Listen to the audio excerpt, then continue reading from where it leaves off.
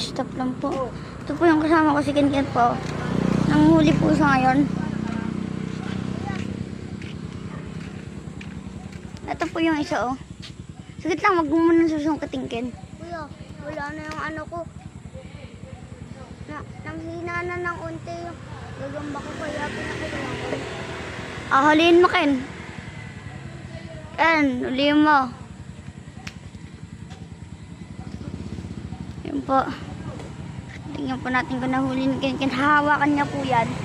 Tingnan mo po, matibay po si Ken. Di ako matibay ah. Kaya niya po yung hawakan, tingnan mo. Kaya hindi naman po yung hagat. Yan po. Lamog. Yan po. Lamog ba? Hindi. Halika